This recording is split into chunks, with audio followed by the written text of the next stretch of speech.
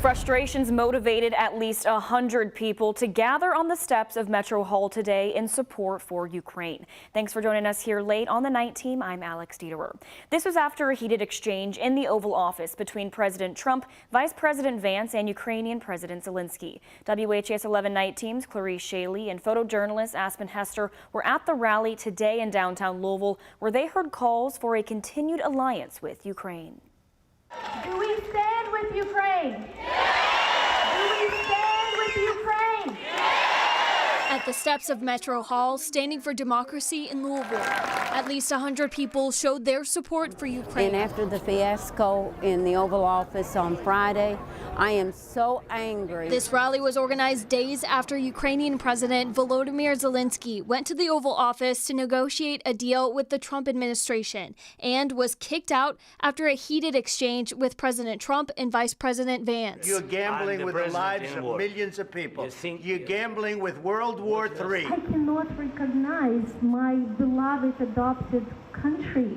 What happened to us? Angela Katz is a Ukrainian American living in Louisville. 30 million people are living through war every single day. And is reacting to the pushback from the White House. J.D. Vance seems to believe that Ukraine has not paid enough. Your math is wrong, sir. There's fear and frustration with what's happening in Ukraine and with how the Trump administration is handling things. I stand with Ukraine. I also stand against bullies.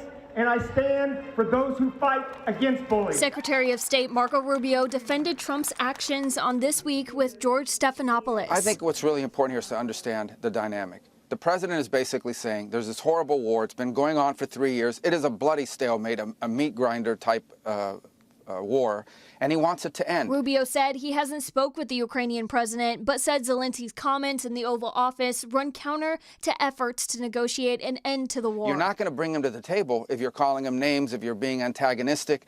That's just the president's instincts from years and years and years of putting together deals as someone who's in business. Local, state, and national lawmakers expressing their frustrations with President Trump's diplomacy.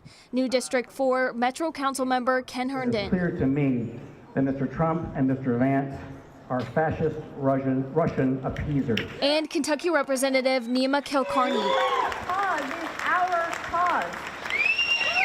Because when democracy is under attack anywhere, it is under attack everywhere. Who both joined Congressman Morgan McGarvey in their support of remaining allies with Ukraine. That is not just what we have at home, but what we're helping to spread abroad to keep world peace. We don't want to see that taken away.